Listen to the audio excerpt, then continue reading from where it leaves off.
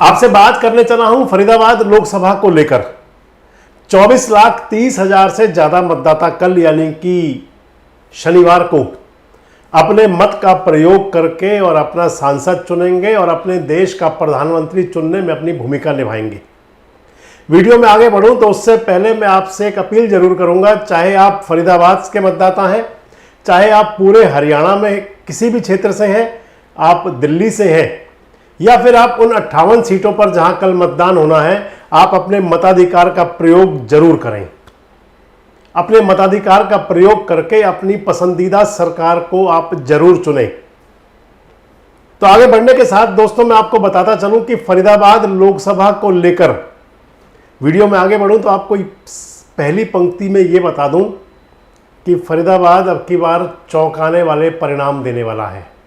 चुनाव कौन जीतेगा, चुनाव कौन हारेगा, कि चुनाव के अंदर किसका रंग चढ़ेगा, ये तो आपको इस वीडियो में बताऊंगा। लेकिन पहले ये जरूर बता दूं कि ये चुनाव जैसा दिख रहा है वैसा नहीं है, चाहे वो कांग्रेस के महेंद्र प्रताप हो या भारतीय जनता पार्टी के कृष्णपाल गुर्जर।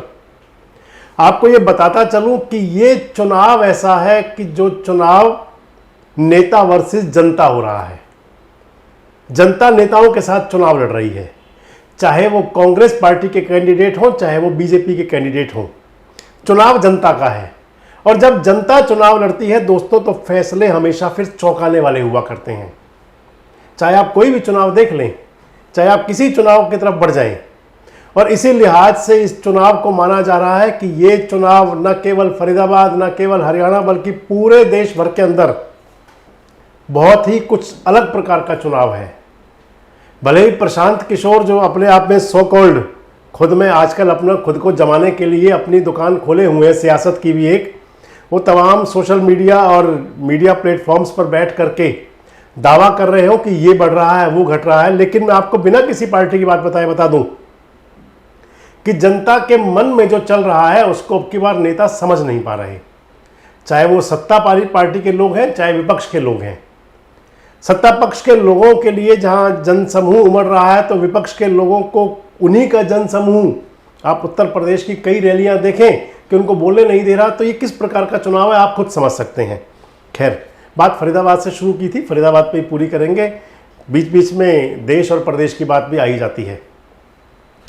दोस्तों, फरीदाबाद लोकसभा बाबा फरीद की नगरी, बाबा सूर की नगरी, ब्रज की नगरी, वो फरीदाबाद जिसने एक तरफ जहां भगवान कृष्ण को लीला रचाते हुए साक्षी बना, तो वही फरीदाबाद जहां पर सूरदास जैसे कवि हुए जिन्होंने कृष्ण की कथा को खूब बड़े से लिखा, बाबा फरीद भी हुए।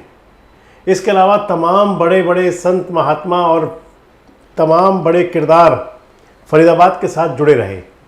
ये फरीदाबाद लोकसभा ही है दोस्तों जहां पर देश की जंगे आज़ादी की लड़ाई में पहली बार मोहनदास करमचंद गांधी यानी कि बापू की पहली राजनीतिक गिरफ्तारी हुई थी। ये अंग्रेजी सल्तनत को चुनौती देने वाला लोकसभा क्षेत्र भी है फरीदाबाद। इस फरीदाबाद लोकसभा ने कई बड़े बदलाव किए हैं और इसलिए मैं आपसे बार बार कह रहा हूं कि फरीदाबाद लोकसभा अब की बार भी कोई जो चुनाव परिणाम देगा, चुनाव परिणाम जब आ जाएगा तो आपसे उस पर भी चर्चा किया करेंगे, लेकिन यह बहुत चौंकाने वाले परिणाम देगा। जो मैं आपसे जोड़ रहा था तो आप इसको जोड़ सकते हैं राजा नाहर सिंह, राजा बल्लू और इसके साथ साथ फिर बहीन के दादा कान्हा, मतलब ये तमाम किरदारों से जुड़ा हुआ फरीदाबाद लोकसभा है जिन्होंने अपने अपने किरदार को बड़ा जीवंत जिया और जो इतिहास के अंदर अपना विशेष दर्जा हमेशा के लिए छोड़ कर गए, वो फरीदाबाद है। ये मैं आपको बता रहा था कि किस प्रकार के चुनाव परिणाम हो सकते हैं। तो फरीदाबाद को आप ये समझें कि 1977 में जो पहली बार लोकसभा के रूप में अस्तित्व में आया, जिसने तमाम जाति, बिरादरी और धर्मों के लोगों को अपना प्रतिनिधि चुना, यहां से ब्राह्मण नेता भी सांसद बने, यहां से जाट नेता भी सांसद बने, यहां से गुजर नेता भी सांसद बने, तो यहां से मुस्लिम समाज के लोगों ने भी अपना प्रतिनिधित्व किया। 2009 के चुनाव में और दूसरा बड़ा बदलाव हुआ था जब फरीदाबाद से एक बड़ा हिस्सा नूह मेवात का कट करके और गुरुग्राम लोकसभा में चला गया था। अगली वीडियो आपसे गुरुग्राम पर बात करूंगा। तो इस फरीदाबाद लोकसभा सीट पर 2 बार के सांसद हैं कृष्णपाल गुर्जर, हैट्रिक बनाने के लिए मैदान में हैं। सामने महेंद्र प्रताप है और महेंद्र प्रताप अपना उम्र के उस दौर में जिसको रिटायरमेंट का माना जाता है, और महेंद्र प्रताप खुद कई बार अपने वीडियोस में कहा है कि मेरी तो रिटायरमेंट में ले चुका था, लेकिन जनता ने कहा, पार्टी ने कहा, तो फिर मैदान में हूं। खैर, ये चुनाव लोकसभा का, ये चुनाव 2024 का चुनाव फरीदाबाद से लेकर और होडल तक, बदरपुर बॉर्डर से लेकर और करमन बॉर्डर तक, और अगर दूसरी तरफ चलें तो फिर यमुना का किनारा खादर से लेकर के, और फिर अगर इधर आ जाएं तो फिर हथीन के वो इलाके जो गुरुग्राम और मेवात से जुड़ते हैं। यानी कि कई रंगों का रंगा हुआ फरीदाबाद लोकसभा क्षेत्र है। मैं जो आपको बता रहा था कि यहां की सियासत के रंग भी कई हैं, जिनको ना कई बार सियासतदान समझ पाते हैं, ना जनता समझ पाती है। सियासतदान तो ये नहीं समझ पाते कि जनता के मन में क्या है, जनता का मूड क्या है, और जनता अपने सियासतदानों को देखकर मंद मंद अंदर मुस्कुराती रहती है कि आखिर ये क्यों नाच नए नए नचाते हैं लोगों को। खैर, चुनाव की बात कर लेते हैं आपसे। फरीदाबाद लोकसभा के अंदर जो 9 विधानसभा क्षेत्र है, मैंने आपसे कई बार सिलसिलेवार चर्चा की है। तिगांव विधानसभा क्षेत्र दोनों नेताओं की, कृष्णपाल गुर्जर और महेंद्र प्रताप, दोनों की पुरानी कर्मस्थली, वो कर्मस्थली, वो क्षेत्र जहां पर दोनों ये दिग्गज टकराते रहे 3 चुनाव में, और एक बार फिर अब पहले टकराते थे विधानसभा चुनाव के लिए, बड़ी पंचायत के लिए आमने सामने हैं। तिगांव को लेकर सबके अपने दावे हैं दोस्तों। भारतीय जनता पार्टी के जो समर्थक हैं, नेताजी कृष्णपाल गुर्जर के जो समर्थक हैं, उनका दावा है कि तिगांव निश्चित तौर पर वो जीतेंगे, कन्फर्म। और दावा की छोटा मोटा नहीं, दावा उनका 20, 25, 30 हजार से वोट लेकर के और 80, 90 हजार वोट तक का दावा है कि वो जीतेंगे। और दूसरी तरफ जो महेंद्र प्रताप के समर्थक हैं, वो कहते हैं कि तिगांव अब की बार बड़ी धीरे से जोहर की आहट देगा। महेंद्र प्रताप के समर्थक कहते हैं कि तिगांव के बारे में आप कोई अपना नजरिया तय ना कर लें। तिगांव विधानसभा जो क्षेत्र है वो लोकसभा चुनाव में बहुत चौंकाने वाला परिणाम देगा। दोनों नेता अपने आप में आश्वस्त हैं कि जीतेंगे यहां से। फरीदाबाद, बाबा फरीद की नगरी, बड़े बड़े दिग्गज हैं यहां पर। भारतीय जनता पार्टी के विधायक हैं नरेंद्र गुप्ता, यहाँ पर पूर्व विधायक हैं, यहाँ पर विपुल गोयल, वो भी भारतीय जनता पार्टी का टिकट मांगते थे। आज चर्चा बहुत जरूरी है, आखिर कौन सा नेता क्या कर रहा है। इस विधानसभा सीट, फरीदाबाद जो विधानसभा सीट है, 2009 के बाद से यहाँ पर 2009 में आनंद कौशिक विधायक बने थे, 2014 में यहाँ पर विपुल गोयल विधायक बने थे, और 2019 में नरेंद्र गुप्ता विधायक बने थे। 2024 के चुनाव को ध्यान में रखकर, चाहे वो बीजेपी के नेता हैं, चाहे वो कांग्रेस के नेता हैं, आप ध्यान दीजिएगा मेरी बात पर, कौन प्रत्याशी होगा इसको लेकर भी बीजेपी किसको प्रमोट कर रही है, ये बीजेपी के नेताओं के अंदर भी कहानी है और कांग्रेस के अंदर भी सब कुछ चल रहा है। इसलिए फरीदाबाद माना जा रहा है कि बीजेपी अपर हैंड है, यहाँ पर काफ़ी आगे कहा जा रहा है, लेकिन फरीदाबाद के लिए भी कहा जा रहा है कि यहाँ की सुगबुगाहट है, कुछ संकेत दे रही है। लेकिन यहाँ पर भारतीय जनता पार्टी निश्चित तौर पर आगे है, जैसा जो समीकरण बता रहे हैं, और वो कितना आगे ये तो नहीं कहा जा सकता, लेकिन आगे जरूर कहा जा रहा है। मेवला महाराजपुर से जुड़े हुए 2 विधानसभा क्षेत्र और हैं, मैंने आपसे चर्चा भी की थी, बड़खल और NIT। बड़खल विधानसभा क्षेत्र से जो महेंद्र प्रताप जी हैं, ये 2009 में विधायक चुने गए थे। इन्होंने सीमा त्रिखा को हराया था, और बाद में 2014 में सीमा त्रिखा ने हरा दिया महेंद्र प्रताप जी को। 2014 के चुनाव के बाद 2019 में महेंद्र प्रताप के बेटे विजय प्रताप मैदान में थे, उनको भी सीमा त्रिखा ने हरा दिया थोड़े वोट से। बड़खल के लिए कहा जा रहा है कि सिंपैथी गेन कर रहा है ये बाबूजी महेंद्र प्रताप का परिवार। यहाँ नेताजी कहा जाता है कृष्णपाल गुर्जर को, और बाबूजी कहा जाता है महेंद्र प्रताप जी को, चौधरी साहब। तो बाबूजी के परिवार यहाँ पर सिंपैथी गेन कर रहा है, लेकिन परिणाम क्या होगा, दोनों के अपने दावे हैं। कृष्णपाल गुर्जर समर्थक कहते हैं कि हम जीतेंगे, और महेंद्र प्रताप समर्थक कहते हैं कि यहाँ पर कोई आप विचार ही ना कीजिए, यहाँ से हमारी सीट आगे रहेगी। यही कुछ स्थिति NIT को लेकर भी है, क्योंकि NIT भी उसी क्षेत्र से, यानी कि पुराना मेवला महाराजपुर क्षेत्र से और पुराना NIT से जुड़ करके बना हुआ ये क्षेत्र है। अकेली सीट है जहां से कांग्रेस के विधायक है नीरज शर्मा, और अकेली सीट है जहां पर कभी भी बीजेपी का विधायक नहीं बना जब से ये सीट अपने दम पर अस्तित्व में आई। दावा यहां का भी यही है।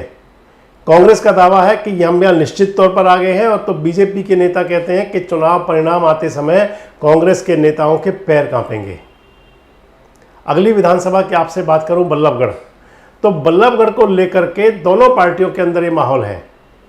बीजेपी के लोग तो ये कह रहे हैं कि बल्लभगढ़ की बड़ी लीड होगी या तिगांव की बड़ी लीड होगी, इस पर मुकाबला होगा। दूसरी तरफ कांग्रेस के लोगों में भी ये बात जरूर है कि यहाँ पर थोड़ी सी दिक्कत है कांग्रेस के लिए। यहाँ बीजेपी बल्लभगढ़ विधानसभा क्षेत्र में काफ़ी आगे दिखती है। अगला विधानसभा क्षेत्र है पृथला। पृथला विधानसभा क्षेत्र को लेकर भी बहुत सारी बातें हैं। कांग्रेस के लोगों का दावा है और जो राजनीति में रुचि रखते हैं उनका दावा है कि यहाँ पर निश्चित तौर पर कांग्रेस आगे रहेगी, लेकिन जो बीजेपी के नीति निर्धारक हैं कृष्णपाल गुर्जर के, वो कहते हैं कि यहाँ पर बीजेपी खेल करेगी, यहाँ पर बीजेपी खेल करेगी, वो ये कहते हैं। इस वाली सीट की आपसे मैं बात कर लूँ, अगर पृथला विधानसभा की 2009 से अस्तित्व में है और 2009 से लेकर यहाँ पर अभी तक कभी भी बीजेपी का कैंडिडेट चुनाव नहीं जीता। 2009 के चुनाव में यहाँ से चुनाव जीते थे कांग्रेस के टिकट पर रघुवीर सिंह तेवतिया, झंडा उठाए हुए हैं पूरी तरह से, महेंद्र प्रताप का, कांग्रेस के नेता हैं। उनके बेटे हैं तरुण तेवतिया, वरुण तेवतिया, मतलब पूरा तेवतिया परिवार लगा हुआ है। रघुवीर सिंह तेवतिया तो ये समझकर लगे हैं कि महेंद्र प्रताप नहीं, वही सांसद बनेंगे। दूसरे नेता अगर मैं आपसे कहूं तो जो भारतीय जनता पार्टी में, पहले आपको बता दूं कि जो बता रहा था कि यहां पर कभी भी विधायक बीजेपी का नहीं बना। 2009 में रघुवीर सिंह तेवतिया, 2014 में यहां से विधायक बने थे टेकचंद शर्मा, बहुजन समाज पार्टी से समर्थन दिया था उन्होंने मनोहर लाल जी को। 2019 में टेकचंद शर्मा चुनाव से पहले ही बीजेपी में शामिल हो गए थे, लेकिन बीजेपी ने टिकट दिया था सोनपाल छोकर को। टिकट नैनपाल रावत दावा कर रहे थे। नैनपाल रावत को सिंपैथी लहर का फायदा मिला और नैनपाल रावत निर्दलीय चुनाव जीत गए, निर्दलीय चुनाव लड़ा। इस समय नैनपाल रावत भी समर्थन में है कृष्णपाल गुर्जर के। टेकचंद शर्मा के बारे में भी यही कहा जा रहा है कि उन्होंने गुपचुप तरीके से और आप सामने आकर के उन्होंने कृष्णपाल गुर्जर का साथ देने का मन बना लिया है, उनका साथ दे रहे हैं, जो सूत्र बता रहे हैं हमारे। हालांकि टेकचंद शर्मा ने अभी तक कुछ नहीं कहा, लेकिन सूत्र ये बता रहे हैं कि उन्होंने वो कर दिया है। और दूसरी तरफ यही टेकचंद शर्मा हैं जो करण सिंह दलाल की टिकट के लिए अपना पूरा दम लगाए हुए थे, चाहे वो महापंचायत थी चाहे कुछ भी था, लगे हुए थे। अगली बात आपसे कर लेते हैं फिर पलवल विधानसभा की। पलवल विधानसभा में एजेंट माना जा रहा है कृष्णपाल गुर्जर का कि वो आगे रहेंगे। अगली विधानसभा है होडल। मैंने आपसे पलवल होडल की बात पहले भी की थी, फिर दोहरा रहा हूं वही। होडल विधानसभा, ब्रिज का क्षेत्र, होडल 24, ये तमाम बातें हैं यहाँ पर। एक समय था यहाँ पर कृष्णपाल गुर्जर आगे माने जा रहे थे, लेकिन अब यहाँ पर मुकाबला कड़ा बताया जा रहा है। चौधरी उदय भान लगे हुए हैं यहाँ पर कांग्रेस कैंडिडेट के लिए। बताया जा रहा है कि यहाँ पर इस समय कांग्रेस कैंडिडेट थोड़ा आगे है। हथीन विधानसभा क्षेत्र बहुत चर्चा में रहा है और मैंने एक वीडियो में कहा था कि मास्टर स्ट्रोक है ये कांग्रेस के लिए, लेकिन अब हथीन की हवाएं बता रही हैं कि हथीन विधानसभा क्षेत्र में कृष्णपाल गुर्जर ने अपने पक्ष में और कृष्णपाल गुर्जर के समर्थकों ने काफ़ी काम किया है। लेकिन ये जरूर है कि वहाँ पर जो गैप ऑफ मार्जिन तो कम हो गया, लेकिन इस समय भी हथीन विधानसभा क्षेत्र में ठीक ठाक आगे माने जा रहे हैं महेंद्र प्रताप। अब कल वोटिंग हो जाएगी और वोटिंग के बाद सब अपने आंकड़े लगाएंगे। कोई कलम पेन लेकर के बैठेंगे और कोई जुबानी जमा खर्च किया करेंगे कि कौन कहां आगे रहा। परिणाम तो 4 जून को आएगा और मैंने आपको पहले ही कह दिया है कि परिणाम बहुत चौंकाने वाला होगा। आप एक बार फिर ध्यान कर लीजिए। आपको क्या लगता है कि फरीदाबाद लोकसभा क्षेत्र में क्या होने जा रहा है? आपको क्या लगता है फरीदाबाद लोकसभा क्षेत्र में कौन आगे और कौन पीछे? और आपको क्या लगता है कि जो मैं कह रहा हूं चौंकाने वाले परिणाम होंगे, तो क्या कुछ ऐसा ही होगा? जरूर बताएं कमेंट बॉक्स में। जुड़े रहे हमारे साथ, देखते रहे देश रोजाना। हमारे साथ जुड़े रहने के लिए देखते रहिए देश रोजाना का यूट्यूब चैनल सब्सक्राइब कीजिए। साथ ही देश रोजाना की खबरें सबसे पहले देखने के लिए प्रेस कीजिए बेल आइकन।